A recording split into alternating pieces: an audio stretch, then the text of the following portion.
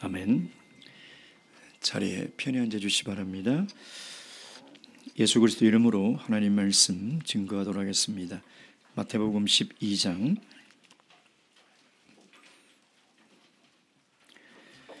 14절에서 21절까지 말씀입니다. 14절부터 21절까지 말씀 함께 교도하도록 하겠습니다. 제가 먼저 읽겠습니다. 바리새인들이 나가서 어떻게 하여 예수를 죽이고 의논하거늘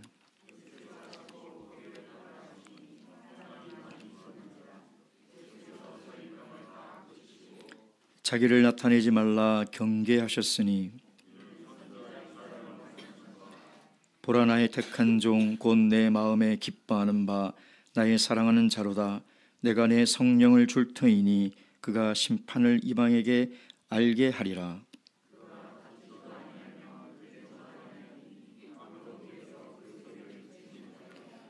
상한 갈대를 꺾지 아니하며 꺼져가는 심지를 끄지 아니하시기를 심판하여 이길 때까지 하리니 또한 이방들이 그 이름을 바라리라 함을 이루려 하심이니라. 아멘.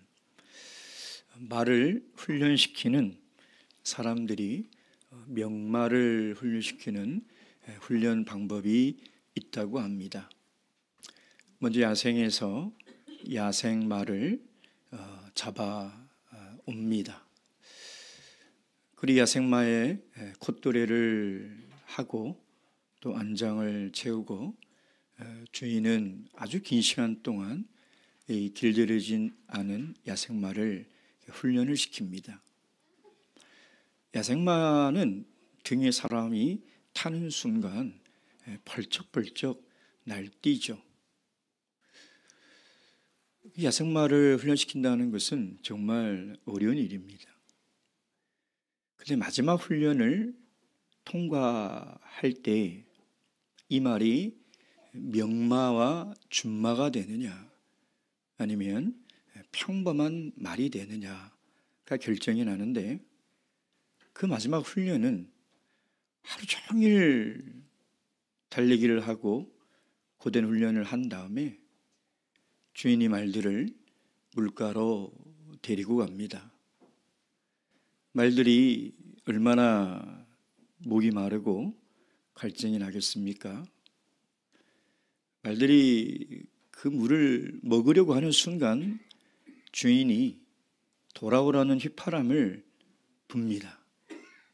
그때 그 물을 마시지 않고 주인에게 돌아오는 말은 명마로 선택을 받는 것이죠. 얼마나 물을 마시고 싶겠습니까? 얼마나 갈증이 고통스럽겠습니까? 그럼 명마는 그 육체의 욕구를 절제하고 주인의 명령에 순종함으로 말미암아 주인의 선택을 받는 것입니다. 즉 절제하는 능력이 있어야 하는 것이죠. 오늘 이 본의 말씀은 우리가 계속해서 살펴보는 바와 같이 바리새인들과 예수님이 안식일의 논쟁을 두 번 충돌하게 됩니다. 사실 11장과 12장의 핵심 내용이 있다면 그것은 수고하고 무거운 짐진 자들에게 진정한 쉼을 줄 수 있는 사람이 누구인가? 예수는 누구인가? 그것이 12장을 이끌어가는 성경 기자의 주제인 것이죠. 그래서 안식일 충돌의 두 번을 거쳐 마태는 예수가 누구인가를 소개해야 합니다. 예수가 정말 세상의 모든 수고하고 무거운 짐진 자들에게 진정한 쉼과 평안을 주는 사람인지, 그가 과연 누구인지 그것을 증거해야 하는 것이죠. 그래서 마태는 구약에 있는 이사야서 41장 1절에서 4절까지의 말씀을 통해서 이 예수가 누구이며 이사야 선지자의 예언이 예수 그리스도 안에서 어떻게 성취되었는지를 오늘 우리에게 이야기하는 것이 오늘 본문의 말씀입니다. 마태가 인용한 이사야서 41장의 이 내용은 마태복음에 인용한 구약의 성경 구절 가운데 가장 긴 내용으로 인용을 하고 있는 것이죠. 그래서 우리가 이 구절을 한번 천천히 볼 필요가 있습니다.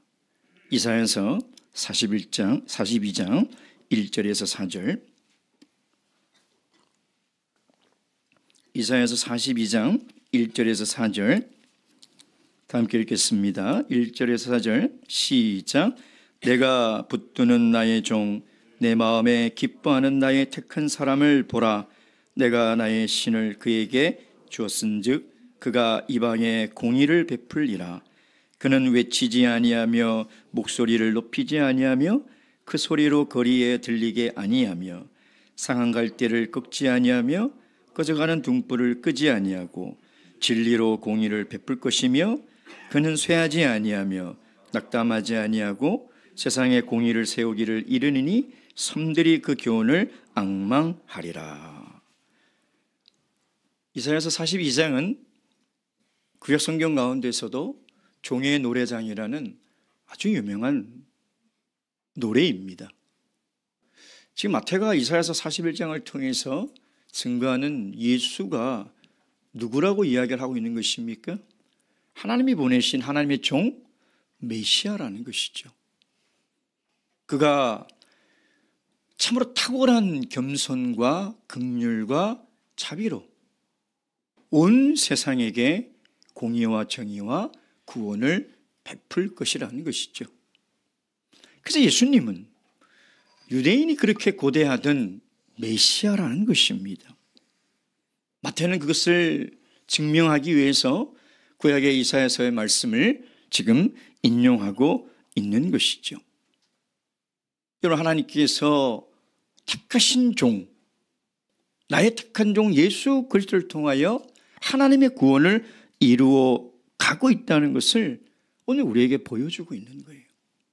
그렇다면 성경은 왜 오늘 이 말씀을 우리에게 하시는 걸까? 우리도 하나님께 택함 받은 종이라는 것입니다. 우리도 수많은 사람 가운데 하나님께서 우리를 택하셔서 당신의 자녀로 삼아주셨다는 것이죠. 그 이유와 목적이 무엇이냐?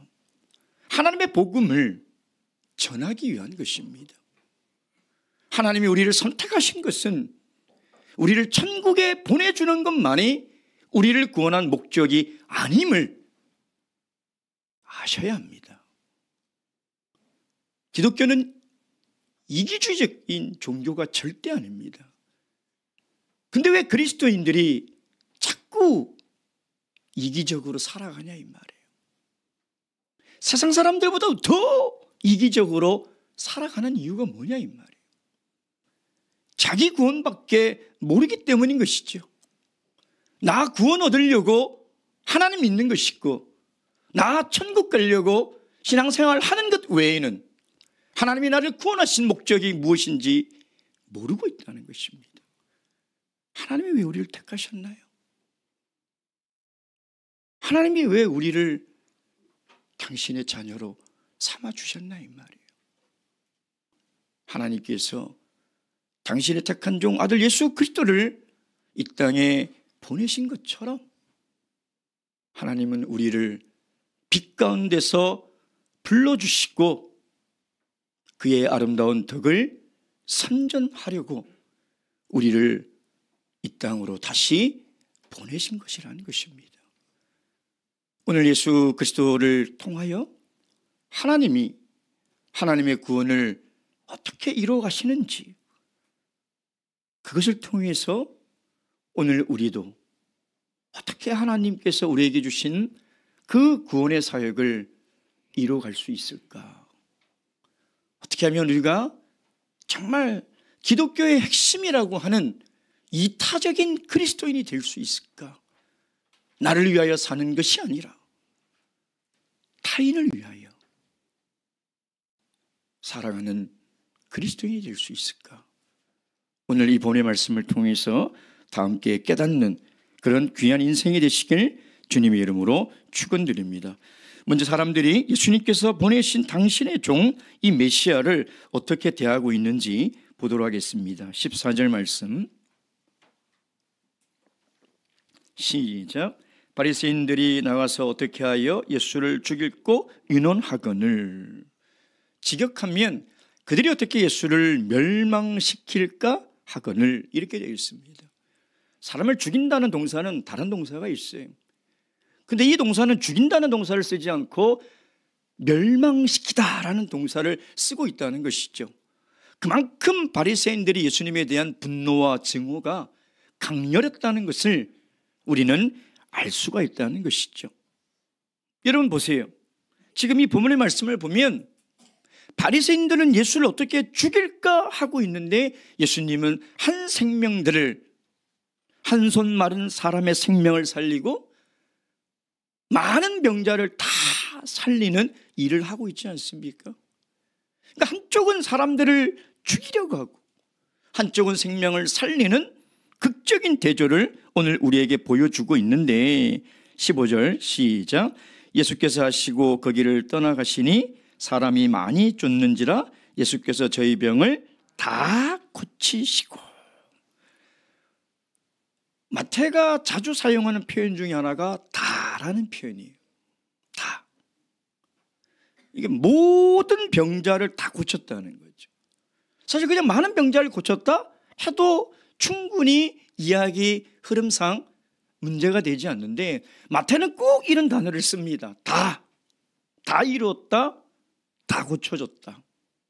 왜 이런 말을 마태가 쓰냐면 예수님의 긍휼과 자비가 그만큼 크다는 걸 보여주고 있는 거예요.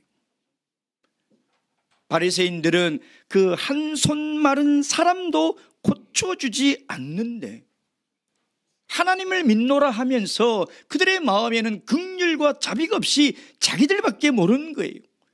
유대교는 이미 죽은 종교예요. 왜? 자기밖에 모르기 때문에. 타인의 생명을 살릴 수가 없어요. 유대교가 만약 타인의 생명을 살릴 수 있는 종교라면 예수님이 오실 필요가 없는 것이죠. 근데 예수는 모든 사람을 살리는데 여러분 지금 보세요. 바리새인들이 예수를 죽이려고 하는 이런 위험한 상황 속에서도 예수님은 생명을 살리는 일을 하는 거예요. 사람들이 자기를 대적하고 죽이려 한다고 해서 그 일을 멈추고 있지 않다는 것입니다. 15절 말씀 보시면 예수께서 아시고, 예수님께서 어떻게 아셨을까요? 바리새인들이 자신을 죽이려고 하고 있다는 그 음모와 계획을 어떻게 알고 있을까요? 예수님은 하나님이기 때문에 전지전능하신 분이죠. 그들의 마음속에 어떤 괴율이 있는지, 어떤 악한 마음이 있는지 왜 모르겠습니까? 다 알고 계시다는 거예요. 그 마음을 다, 그들의 악한 마음을 아시고 예수님께서 거기를 떠나가시니, 여긴 두 가지 의미가 있습니다. 첫째는 아직 예수님의 목숨을 그들에게 내어줄 때가 되지 않았다라는 의미가 있고요. 두 번째는 예수님께서 그들을 버리셨다는 거예요. 내버려 두셨다는 거예요. 그것을 바울 사도의 로마서를 보면 하나님의 유기라고 표현합니다. 여러분, 하나님의 선택을 받지 못한 사람들을 뭐라고 표현하면 하나님이 내버려 두셨다? 유기라고 표현하는 거죠. 근데 그 내버려 둠을 당하는 원인이 하나님께 있느냐? 그렇지 않다는 거예요. 그들에게 있다는 거예요. 그들에게. 그들은 예수 그리스도를 만났고 예수 그리스도의 말씀을 들었고 수많은 기적을 보았음에도 불구하고 구약에서 증거하는 메시아가 예수 그리스도라고 이야기하고 있거늘 그것을 믿지 않을 뿐더러 대적하고 죽이려고 하고 있는 것이죠. 그래서 예수님은 그들을 그대로 내버려 두는 거예요. 세상에서 가장 불쌍한 사람이 누구냐? 하나님께 내버려 둠을 당한 사람이에요. 여러분, 아무리 말해도 듣지 않는 사람은 말하지 않습니다. 왜? 말해도 소용이기 때문에. 근데 그 사람은 몰라요. 왜 나를 가만히 내버려 두는지 모르는 거예요. 희망이 없는 거죠. 왜? 그 내버려 둔 결과가 뭡니까? 결국 심판을 당하는 거예요. 여러분, 하나님께서 내 마음에 찔리는 마음을 여전히 주고 계시고, 여전히 하나님의 말씀이 내 마음에 들어온다는 것은요, 희망이 있다는 거예요. 근데 말씀을 들어도, 하나님의 말씀을 보아도 아무 마음에 감동과 깨달음이 없다면 그것처럼 불쌍한 사람이 세상에 없는 거예요. 이제 예수님은 거기서 떠나가 버립니다. 그 책임은 그들이 고스란히 져야 하는 것이죠. 예수님께서 떠나시면서 뭐라고 분부를 하냐면 16절 시작. 자기를 나타내지 말라 경계하셨으니, 자기가 메시아라는 걸 나타내지 말라는 거예요. 왜 그랬을까요? 여러 가지 해석이 있지만 메시아 비밀이라는 문학적 특수장치가 있어요. 이건 마가복음에 나오는 굉장히 독특한 형식이에요. 근데 마태복음도 마가복음을 자료를 놓고 쓴 책이기 때문에 마태복음에도 메시아의 비밀이라는 구조적 장치가 숨겨져 있는 거예요. 내가 메시아임을 나타내지 말라는 거예요. 참 이상하죠. 메시아로 왔다는 것을 마태는 지금 이사야서 41장을 통해서 증거하고 있는데, 예수님은 지금 이거 나타내지 말라는 것이죠. 왜 그랬을까요? 여러분, 유대인들이 기다리는 메시아와, 정치적 메시아와 하나님이 보내신 메시아는 너무나 다른 거예요. 그러니까 지금 바리새인들이 예수님과 계속 충돌하는 것은 자기들이 생각하는 메시아가 아니기 때문인 것이죠. 그래서 계속 충돌하는 거예요. 그래서 예수님은 지금 하나님이 보낸 볼품도 없고 힘도 없고 사람들에게 버림당하고 고난당하고 고초당하는 이 메시아가 하나님이 보내시는 메시아라는 것을 받아들이기까지 굉장히 많은 시간이 필요한 거예요. 여러분, 이게 어떻게 받아들일 수 있겠습니까? 그러니까 지금은 그것을 알리지 말라는 거예요. 여러분, 하나님이 택한 하나님의 종은 메시아로 이 땅에 와서 환영을 받고 접대를 받는 것이 아니라 사람들의 대적을 받는 거예요. 고난을 받는 것이죠. 그러니까 고난받는 메시아라는 이 말이 받아들여지지가 않는 거예요. 어떻게 메시아가 사람들에 의해서 고난을 당할 수 있냐, 이 말이에요. 여러분, 우리가 9장부터 쭉 살펴보면서 제자도에 대해서 예수님께서 계속 말씀하시면서 예수님이 제자들을 파송하시면서 그들에게 보내신 핵심이 뭐예요?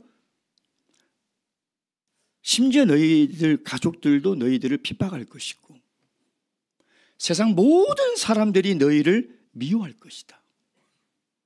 그래도 너희들 그 고난 속에서 이상하게 여기지 말고 복음을 전하라는 거예요. 여러분, 우리가 하나님께 택한 백성이 되었다고 세상 사람들이 우리를 인정해 줍니까? 세상 사람들이 우리를 환영합니까? 그렇지 않습니다. 메시아도 이렇게 사람들에게 적대를 당하고 사람들에게 반대를 당하고 고난을 당하는데 너희 제자들은 고난을 받는 것이 당연하다는 거예요. 여러분, 오늘 우리가 하나님의 선택받은 백성으로 믿음으로 이 땅에 살아갈 때에 고난은 필수 과목입니다. 하나님을 믿으면서 고난받기를 두려워하거나 내가 신앙으로 살면서 고난을 회피한다면 우리가 어디서 우리의 신앙을 성숙시킬 것이며 우리가 어떻게 어디서 하나님의 명품 그리스도인이 되는 훈련을 받을 수 있겠냐 이 말이에요.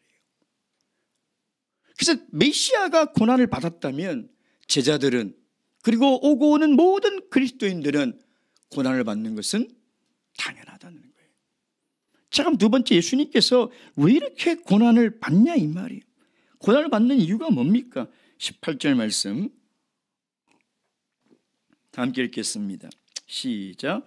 보라, 나의 택한 종 곧 내 마음에 기뻐하는 바 나의 사랑하는 자로다. 내가 내 심령을 줄 터이니 그가 심판을 이방에 알게 하리라. 지금 이사야서 이 말씀은 하나님과 예수님과의 관계, 그리고 예수님의 신분이 무엇인지를 나타내는데, 여기에 보면 보라 나의 택한 종, 이 종이라는 단어가 굉장히 특별한 단어를 쓰고 있는데요, 이 종이라는 단어는 종으로도 해석이 되고 아들로도 해석이 되는 단어를 쓰고 있어요. 그러니까 아들이라고 해도 틀린 해석이 아니에요. 종이라고 해도 틀린 해석이 아니에요. 그 아들과 종이라는 그 두 가지 의미를 다 담고 있는 단어를 쓰고 있다는 것입니다. 여러분, 예수님께서 메시아 구원자로 이 땅에 오셨는데 왜 사람들의 배척을 당하고 사람들이 그를 거부하고 싫어할까요? 지금 쭉 마태복음을 보면서 왜 사람들이 예수님을 배척할까요? 그것은 예수님이 하나님의 말씀에 순종했기 때문에, 하나님 말씀에 순종하며 살았기 때문에 사람들이 예수님을 배척하는 거예요. 18절에 보면 곧 내 마음에 기뻐하는 바 나의 사랑하는 자로다.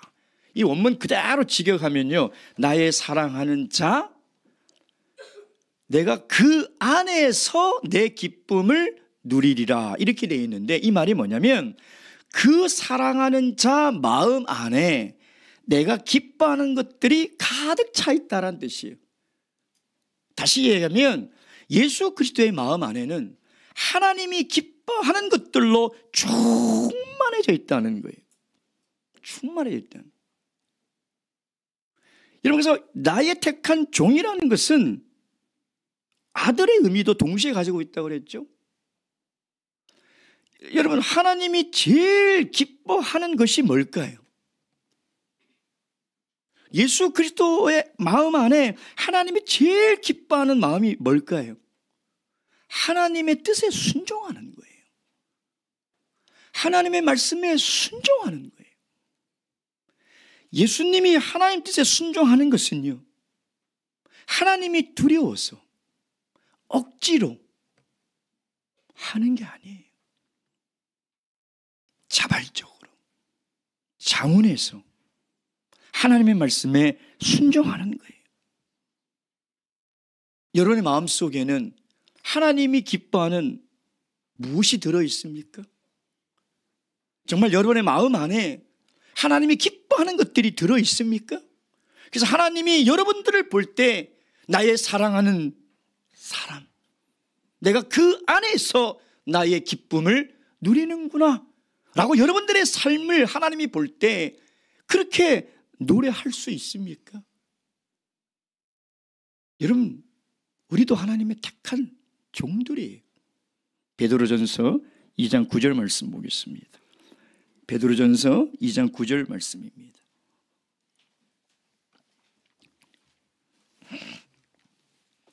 베드로전서 2장 9절 말씀 다 함께 읽겠습니다. 2장 9절 시작. 오직 너희는 택하신 족속이요 왕같은 제사장들이요 거룩한 나라요 그의 소유된 백성이니 이는 너희를 어두운 데서 불러내어 그의 기이한 빛에 들어가게 하신 자의 아름다운 덕을 선전하게 하려 하심이니라. 아멘. 여러분, 우리도 하나님의 택한 백성이에요. 하나님이 택한 백성 안에 하나님이 기뻐하시는 것은 다른 게 아니라 하나님의 말씀에 순종하는 거예요. 순종하는 거. 뭘 하나님을 위해서 무슨 일을 많이 하고 무슨 업적을 많이 쌓고 그런 공로가 아니, 하나님이 정말 원하시는 것은 순종이에요. 그래서 순종이 제사보다 나은 거예요. 순종하는 마음이 없이 아무리 열심히 일을 하면 하나님이 기뻐하실까요? 내 마음에 하나님 뜻에 순종하는 마음이 없이 하나님이 내 안에서 기뻐하시겠냐 이 말이에요. 여러분, 우리는 하나님의 말씀을 통해서 하나님의 말씀에 순종하며 살아가야 되는지 다 압니다. 그걸 모르는 사람은 이 자리에 한 번도 없을 거예요. 도진이만 빼고요. 다 압니다. 모르는 사람이 있습니까? 근데 왜 그렇게 안 살아갑니까? 왜 하나님의 말씀을 외면하고 모른 척하고 내 욕망에 이끌려 절제하지 못하고 살아갑니까? 왜 그럴까요? 하나님 말씀대로 사는 것이 너무 힘들거든요. 너무 힘들어요. 하나님 말씀대로 살다 보면 손해보는 게 너무 많아요. 귀찮고. 그래서 안 살아가는 거예요. 몰라서 안 살아가는 게 아니에요. 하나님 말씀으로 살아야 되는 것을 배우지 못해서 하나님 말씀대로 살지 못하는 게 아니에요. 하나님 말씀대로 살면, 하나님 뜻에 순종하고 살면 너무 힘든 거예요. 너무 힘든 거예요. 그래서 알지만 모른 척하는 거예요. 외면하는 거예요. 그러나 예수 그리스도는 하나님의 뜻에 순종하며 살아가는 것. 하나님 뜻에 순종하며 살아가는 그 대가가 사람들에게 미움을 당하고 배척을 받고 고난을 당하고 심지어 죽음을 당하더라도 그것이 하나님의 뜻이라면 순종하겠다. 여러분, 만약에 우리 마음에도 주님, 하나님 말씀대로 사는 것이 너무 힘든 줄 아시지 않습니까? 그래도 내가 하나님 말씀대로 살아보겠습니다 라는 마음을 가지는 순간 하나님은 여러분의 마음속에서 충만한 기쁨을 누릴 거예요. 여러분, 그걸 좀 느껴보세요. 하나님 정말 내 마음 안에서 내 마음을 보시고 기뻐하는 것을 좀 느껴보세요. 그것이 진정한 행복이에요. 여러분, 하나님이 내 그 마음을 아시고 나를 자랑스러워 하시고, 야, 나의 택한 종, 나의 사랑하는 자, 내가 그 안에서 내 기쁨을 누리리라. 얼마나 아름다워, 얼마나 가슴 뛰는 하나님의 칭찬이냐 이 말이에요. 근데 하나님이 제일 원하시는 뜻이 뭐냐? 하나님이 정말 우리에게 순종하라고 원하시는 것이 뭘까요? 그건 복음을 전하는 거예요. 죽어가는 영혼을 살리는 거예요. 참 진리를 모르고 헤매는 수많은 사람들에게 참된 진리를 증거하는 것, 그래서 하나님이 우리에게 성령을 주신 거예요. 다시 18절 말씀 다 함께 읽겠습니다. 시작. 보라, 나의 택한 종 곧 내 마음에 기뻐하는 바 나의 사랑하는 자로다. 내가 내 성령을 줄 터이니 그가 심판을 이방에 알게 하리라. 여기 심판이라는 단어는 이사야서 42장에 공의, 정의 이렇게 나와 있죠. 이것은 복음을 얘기하는 겁니다. 여러분, 예수님은 하나님의 뜻을 이루기 위해서 공생의 사역을 하시기 전에 요단강에서 세례 요한으로부터 세례를 받으실 때 성령을 받은 거예요. 그렇죠. 마태복음 3장에 마태가 그것을 증거하고 있지 않습니까? 그러니까 성령을 받는 것과 하나님의 복음을 전하는 것은 이건 절대적인 관계가 있는 거예요. 절대적인 관계. 여러분 여기 보세요. 그가 심판을 이방에 알게 하리라. 그가 하나님의 구원의 복음을 이방 나라에게까지 전파한다는 거예요. 그 말씀이. 그러면 우리가 사도행전을 지금 통해서 쭉 살펴보고 있지만 어떻게 복음이 유대와 예루살렘을 넘어 이방 땅까지 나갑니까? 성령 때문에 나가요. 성령이. 여러분 성령이 없이 전하는 복음이 무슨 복음입니까? 복음은 죄인을 죄에서 구원하는 기쁜 소식인데 성령이 없이 죄의 문제를 어떻게 해결합니까? 무슨 자격과 능력으로 죄의 문제를 해결할 겁니까? 성령을 받아야 누구든지 그 죄를 가만히 두면 그대로 있을 것이고 사하면 사해지리라는 능력을 하나님이 성령을 통해서 부어주시는 거예요. 그래서 우리에게 성령을 주신 것은 천국 가는 도장이다. 맞습니다. 천국 가는 차표다. 맞습니다. 근데 그건 너무 이기적이라는 거예요. 하나님께 한번 좀 물어보세요. 하나님 정말 저 천국 가는 확증으로만 나에게 성령을 주신 겁니까? 도대체 성령을 왜 저에게 주셨습니까? 왜 말세에 참교회에 성령을 부어주셨습니까? 제발 좀 물어봐 주세요. 왜 주셨는지. 하나님의 구원의 복음이 나로 말미암아 우리 참교회로 말미암아 땅끝까지 증거되기 위함이라는 것이죠. 여러분 성령은 하나님 나라와 복음을 전하는 임무의 절대적인 겁니다. 사도행전 1장 8절에 뭐라고 되어 있습니까? 오직 성령이 너희에게 임하면. 이 말은 뭐냐면 성령 아니면 안 된다는 거예요. 그래서 너희들은 예루살렘을 떠나지 말고 내가 약속한 바 성령을 받을 때까지 기다리라. 너희들이 아무리 복음을 전하고 싶고 예수 그리스도의 죽음과 부활을 널리 알리고 싶어도 너희들 기다리라는 거예요. 기다려라. 오직 성령이 내리면 너희가 그 권능, 하나님이 위로부터 주는 그 권능을 받고서야 이 복음이 이방 나라까지 땅끝까지 증거된다는 거예요. 증거될 수 있다는 거예요. 그것이 오늘 이 예수님을 통하여 그를 통하여 이 하나님의 구원의 복음이 이방 나라까지 가는 것이고 오늘 우리를 통하여 그 복음이 땅끝까지 전파된다는 것입니다. 마지막 세 번째, 그렇다면 이 하나님이 보내신 하나님의 택한 종 이 메시아가 어떻게 하나님의 이 구원의 사역을 이루 가시느냐. 그러니까 구원을 이룬 예수님의 성품을 지금 설명하고 있는 거거든요. 능력으로 하는 것도 아니요.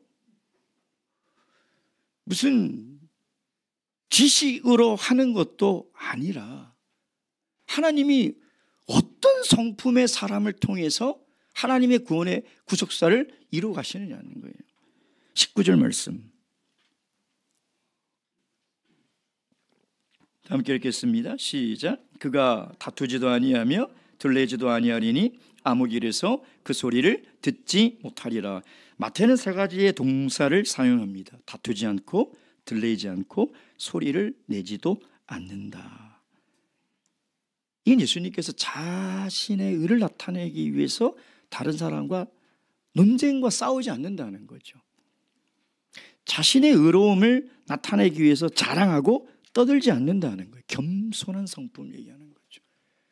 지금 바리새인들과 너무 대조적인 거예요. 바리새인들의 특기가 뭡니까? 조그만한 의행해놓고 그거 막 자랑해야 되잖아요.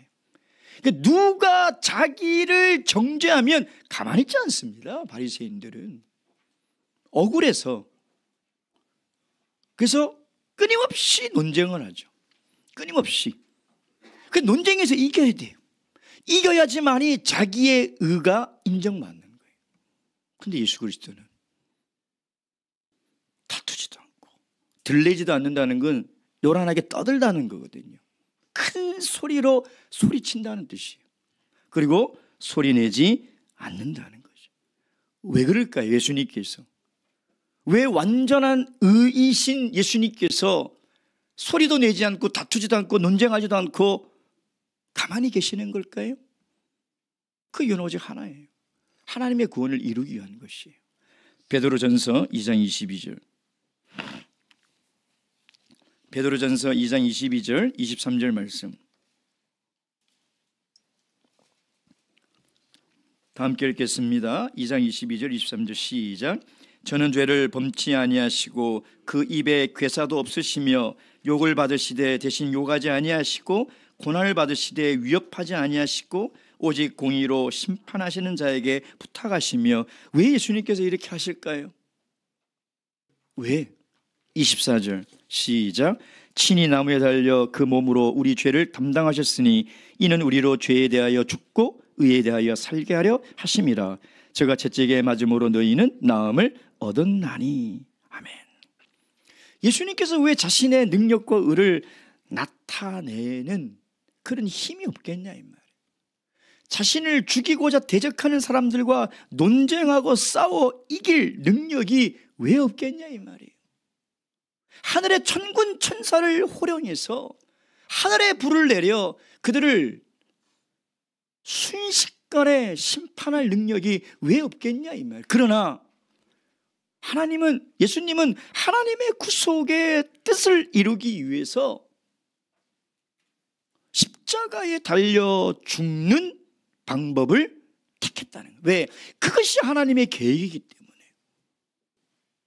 그 미련한 멸망받는 십자가를 통하여 나를 구원할 계획이기 때문에 예수님께서 소리내지 않으시고 들리지 않으시고 논쟁하지 않으시고 모든 핍박과 그 대적을 다 받으시고 참으셨다는 거예요. 여러분, 우리가 한 영혼 구원하면 구원하기 위해서 얼마나 많이 참아야 됩니까? 얼마나 많은 오해와 얼마나 많은 멸시와 얼마나 많은 따돌림을 받으면서 한 영혼을 구원해야 합니까? 여러분, 여기서 들레다는 말은 야단스럽게 떠들다는 얘기죠. 그렇죠? 세상 사람들은, 특히 힘 있는 사람들이 억울한 일을 당하면 절대 가만히 있지 않습니다. 제가 저번에 얘기했죠. 자기가 잘못한 일이 없다고 생각하는 사람일수록 미쳐 날뛰는 거예요. 근데 그리스도인은 그때 절제할 수 있어야 돼요. 왜 억울하지 않겠습니까? 예수님이 이게 억울하지 않습니까? 메시아로 왔는데? 그렇지 않습니까?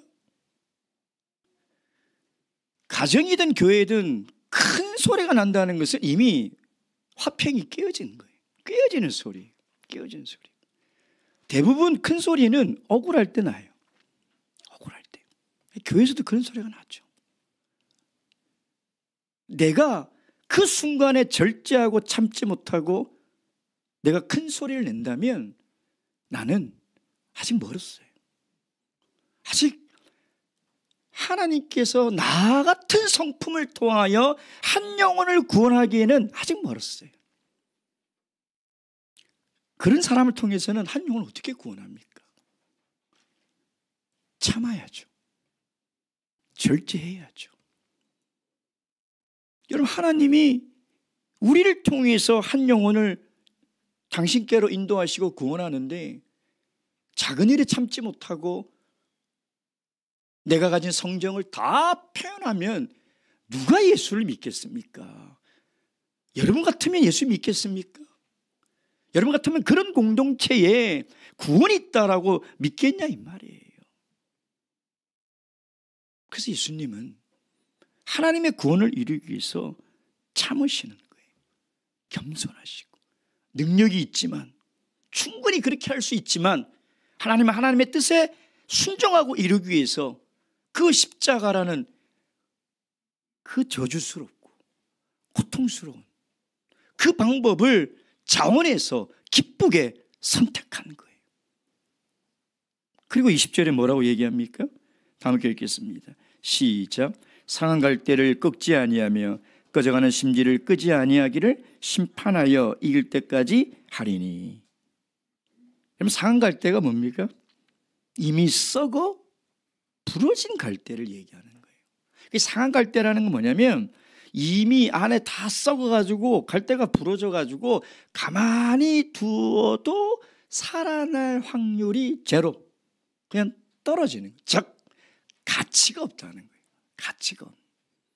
꺼져가는 등불은 원문에 보면 연기가 막 나다 이렇게 되어 있는데, 이 말은 뭐냐면 막 꺼져버린 불, 심지가 막 꺼져버린 것. 그래서 다시 불꽃이 일어날 소망이 하나도 없는 상태. 이건 뭘 비유하는 것입니까? 죄로 말미암아 하나님의 형상을 상실해버리고 죄로 말미암아 소망이 없이 살아가는 이 세상 사람들, 죄인들을 비유하는 것이죠, 여러분. 근데 예수님은 그 아무 가치도 없는 그 갈대를 꺾지 않고 다시 심지에 불꽃이 살아날 확률이, 소망이 하나도 없는 그 불을 끄지 않는다는 건 그대로 둬도 꺼질 불인데, 끄지 않는다는 말은 뭐냐면 하나님의 특별한 긍휼과 자비가 있다는 거예요. 여러분, 제가 하나님 나라의 가장 중요한 법칙, 내가 구원받을 수 있었던 가장 중요한 하나님의 성품이 뭐냐? 긍휼이에요. 긍휼. 불쌍히 여겨주시는 마음. 하나님께 긍휼의 마음이 없었다면 우린 절대 구원받을 수 없습니다. 긍휼의 하나님이기 때문에 감사한 거죠. 자비로우신 분이기 때문에 아직 내가 살아있는 거예요. 하나님 말씀에 불순종하고 살아가고 내 뜻대로 살아가고 신앙인답게 살아가지 못해도 아직도 하나님이 나를 꺾지 않고 끄지 않는 것은 하나님의 성품이 긍휼에 있기 때문이라는 거예요. 여러분, 하나님의 긍휼과 자비의 성품이 없었다면 우리처럼 가치 없고 소망 없는 인생이 어떻게 하나님의 자녀가 될 수 있냐, 어떻게 하나님께 택함을 받을 수 있겠습니까? 우리가 예수님을 만나기 전에는 다들 야생마였습니다. 누구도 나를 통제하지 못했습니다. 내가 하고 싶은 것 해야 되고, 가고 싶은 것 가야 되고, 말하고 싶은 것 말해야 직성이 풀리는 야생마였어요. 그러나 이제는 하나님의 긍휼로 하나님이 택하셔서 하나님의 종으로 삼아주신 거예요. 하나님께서 우리를 훈련시키고 있는 것입니다. 하나님의 종으로서 가장 중요한 훈련이 뭐냐? 하나님의 말씀에 순종하는 거예요. 내 안에 끓어오르는 욕망이 있다 할지라도 절제할 줄 아는 거예요.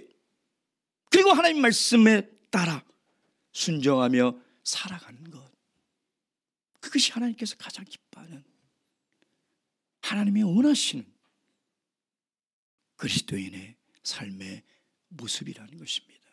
묵도하시겠습니다.